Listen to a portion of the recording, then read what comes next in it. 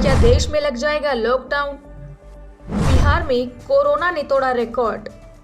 दोस्तों, कोरोना और उसके नए अवतारों ने मिलकर भारत और पूरी दुनिया में तबाही मचा रखी है। भारत में ओमिक्रॉन की एंट्री 2 दिसंबर को हुई थी और करीब एक महीने में ही केसेस बढ़कर 1700 से भी ज्यादा हो गए। इस वजह से एक हफ्ते में देश में कोरोना संक्रमण की दर लगभग 3 गुना ज्यादा बढ़ गई है। साथ ही देश के राज्य बिहार में नए साल के 3 दिनों में ही कोरोना ने एक नया रिकॉर्ड बना लिया है, जिसके बाद से प्रशासन के कान खड़े हो गए हैं। नए केसों ने बिहार सरकार के साथ साथ स्वास्थ्य विभाग की भी चिंता को बढ़ा दिया है। इसको देखते हुए आज मुख्यमंत्री Nitish Kumar crisis management group की बैठक करने वाले हैं। बैठक के बाद ही नई गाइडलाइन जारी की जाएगी। यहाँ सबसे बड़ा सवाल ये उठता है कि क्या बिहार में लगातार बढ़ रहे कोरोना के मामलों के चलते वहाँ के मुख्यमंत्री लॉकडाउन लगा देंगे, जबकि चंडीगढ़ में भी कोरोना की बढ़ती रफ्तार और कोरोना के खतरे को देखते हुए प्रशासन ने सख्ती करना शुरू कर दिया है।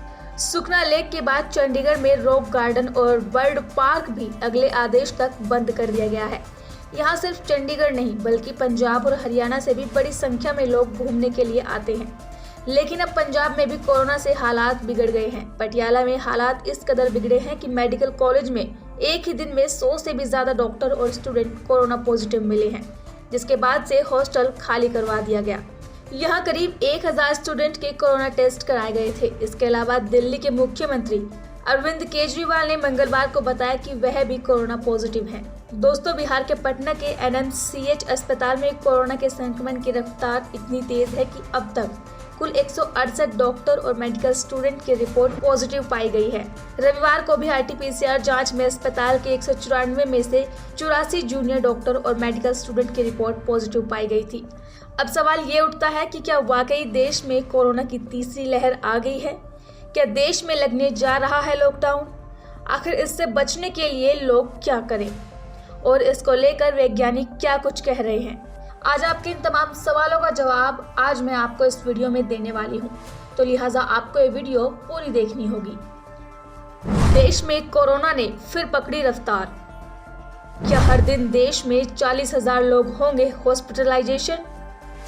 देश में तेजी से बढ़े ओमिक्रॉन के मामले। दोस्तों, देश में कोरोना की तीसरी लहर की रफ्तार दूसरी लहर की तुलना में बेहद तेज है। दूसरी वेव की शुरुआत पिछले साल 12 फरवरी से हुई थी। तब एक हफ्ते में नए केस में 0.76% की बढ़ोतरी हुई थी। तीसरी वेव की बात करें तो इसमें नए केस के आंकड़ों में एक हफ्ते के अंदर करीब 199% की बढ़ोतरी देखी गई थी। इसका मतलब यह है कि इसकी रफ्तार पिछली वेव से करीब 262 गुना ज़्यादा है। साथ ही जिस तरह से कोरोना के ओमिक्रॉन वेरिएंट पूरी दुनिया में तेजी से फैल रहा है, उससे लोग दहशत में हैं। ओमिक्रॉन को लेकर चिंता की बात यह है कि ये तेजी से फैल रहा है, लेकिन संक्रमित लोगों में गंभीर लक्षण कम है। हालांकि गंभीर लक्षण भले ही कम हो, लेकिन मरीजों की ज्यादा संख्या हमारे लिए खतरे की घंटी है। अनुमान के मुताबिक तीसरी लहर की पीक के दौरान 40 से 60 हजार मरीजों को हॉस्पिटलाइज करने की जरूरत पड़ सकती है।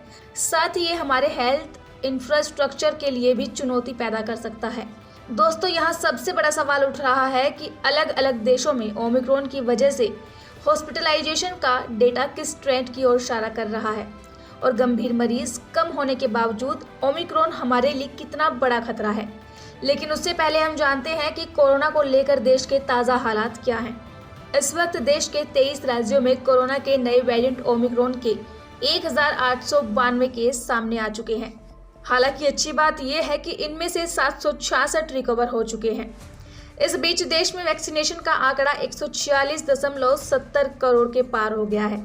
तो वहीं पिछले 24 घंटों के दौरान देश में 37,379 नए मामले सामने आए हैं, जबकि 11,060 ठीक हुए हैं।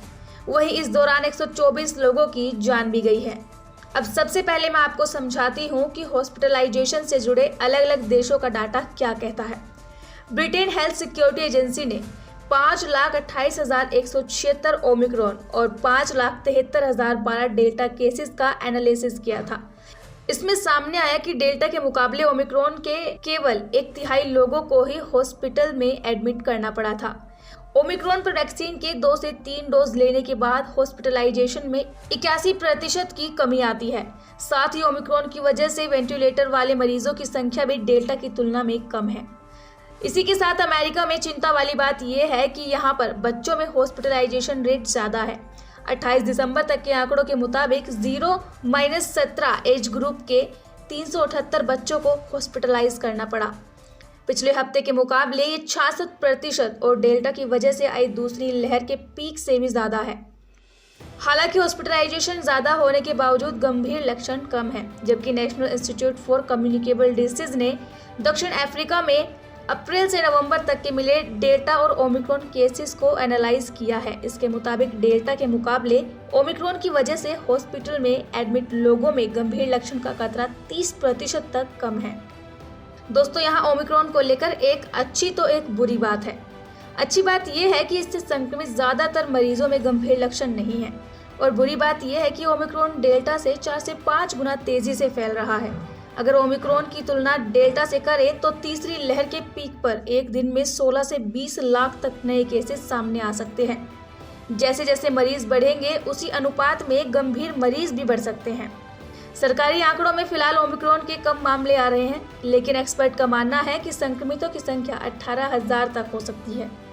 चूंकि वेरिएंट का पता लगाने के लिए जीनोम सीक्वेंसिंग करनी होती है और भारत में इसके लिए लैब कम है, और इस वजह से टेस्टिंग भी कम हो रही है और आंकड़े भी कम आ रहे हैं, जबकि वास्तविकता में ये काफी ज्यादा है। देश के राज्य बिहार में स्थिति अब शोचनीय हो गई है, क्योंकि वहां पर कोरोना के मामलों की बढ़ती रफ्तार बहुत तेज है। बिहार में एक दिन में कोरोना के मामले डबल हो रहे हैं। साथ ही आज की बैठक में कई बिंदुओं पर चर्चा हो सकती है। राज्य में नाइट कर्फ्यू लगाया जाएगा या नहीं, क्या दुकानें एक एक दिन के अंतराल में खुलेगी, क्या लॉकडाउन लग सकता है। आज क्राइसिस मैनेजमेंट ग्रुप के बैठक में इस तरह के सभी बिंदुओं पर ध्यान रखा जाएगा। बैठक के बाद ही सब कुछ साफ हो पाएगा। इधर सोमवार को नीतीश कुमार ने कहा था कि समाज सुधार अभियान अभी चल ही रहा था कि बिहार में फिलहाल ऐसी स्थिति पैदा हो गई है कि सब कुछ बंद कर दिया जाए, लेकिन कल की बैठक में स्थिति का आकलन कर फैसला लिया जाएगा। जो निर्णय लेना है वो कल ही लिया जाएगा, जो केवल 1 सप्ताह या 5 दिन के लिए लिया जाएगा। मुख्यमंत्री ने कहा कि कोरोना टेस्टिंग की संख्या बिहार में बहुत अच्छी है। 1.5 लाख से 2 लाख तक प्रतिदिन जांच हो रही है। 5 लाख के औसत से बिहार पार है। हालांकि अभी अचानक पॉजिटिव केसों की संख्या बढ़ने लगी है, लेकिन अभी वैसी स्थिति नहीं आई है कि यात्रा कैंसिल की जाए। हम जब जाते हैं तो भीड़ जरूर होती है, ऐसे में ये आगे देखा जाएगा कि क्या कर सकते हैं। वहीं दूसरी तरफ सुखना लेक में बोटिंग से लेकर हर तरह की गतिविधि रविवार को पूरी तरह से बंद कर दी गई। हालांकि सोमवार से शनिवार तक के कुछ घंटों के लिए उसे खोला जाएगा। सुबह 5 से 9 और शाम से 6-8 तक मॉर्निंग व इवनिंग वॉक में छूट दी जाएगी। हालांकि चंडीगढ़ प्रशासन ने कहा है कि अगर लोग कोविड सावधानियों का पालन नहीं करेंगे तब ये छूट बरकरार नहीं होगी, क्योंकि चंडीगढ़ में भी कोरोना की रफ्तार बहुत तेज हो चुकी है। सोमवार को चंडीगढ़ में कोरोना के 75 पॉजिटिव केस मिले हैं, जिसका पॉजिटिविटी रेट 6.91 रहा। ऐसे में चंडीगढ़ प्रशासन की चिंता बढ़ गई है, जबकि चंडीगढ़ के हेल्थ सेक्रेटरी यशपाल गर्ग ने कहा कि कोविड के लिए जरूरी दवाओं का स्टॉक खरीदा जा चुका है। चंडीगढ़ के पास 53.8 मीट्रिक टन ऑक्सीजन उपलब्ध है। फिलहाल हमारी रिक्वायरमेंट 49.5 मीट्रिक टन की जरूरत है। इसके अलावा सभी लोगों के लिए कोविड वैक्सीन का भी पर्याप्त स्टॉक है। लेकिन पंजाब हरियाणा हाईकोर्ट ने कोरोना के बढ़ते संक्रमण की रफ्तार को देखते हुए फिजिकल हियरिंग बंद कर दी है। अब सिर्फ वर्चुअल सुनवाई होगी। फिलहाल यह आदेश 5 से 14 जनवरी तक लागू रहेगा। पंजाब में नाइट कर्फ्यू के साथ स्कूल, कॉलेज और यूनिवर्सिटी बंद किए जा सकते हैं। हालात संभलने के लिए मुख्यमंत्री चरणजीत चन्नी ने कोविड रिव्यू की इमरजेंसी मीटिंग बुला ली है, जिसमें बड़े फैसले लिए जा सकते हैं। पंजाब के लिहाज से हालात चिंताजनक हैं, क्योंकि जल्द चुनाव होने वाले हैं, जिसके लिए ताबड़तोड़ चुनावी रैलियां की जा रही हैं। खुद पंजाब के मुख्यमंत्री चरणजीत चन्नी रोजाना भीड़ जुटाकर चुनाव प्रचार कर रहे हैं, और साथ ही दिल्ली के मुख्यमंत्री भी। लेकिन दोस्तों, केजरीवाल ने जब कल यानी सोमवार को देहरादून में एक जनसभा को संबोधित किया था, उससे पहले रविवार को लखनऊ में भी उन्होंने एक रैली की थी, जिसमें उन्होंने कहा कि उत्तराखंड और पंजाब में आम आदमी पार्टी को बेहतर प्रदर्शन की उम्मीद है। लेकिन फिर जब केजरीवाल ने ट्वीट किया कि मैं कोरोना वायरस से संक्रमित पाया गया हूं, मामूली लक्षण हैं, घर पर ही पृथकवास कर रहा हूं, पिछले कुछ दिनों में मेरे संपर्क में आए लोग कृपया खुद को दूसरों से दूर रखें और जांच कराएं।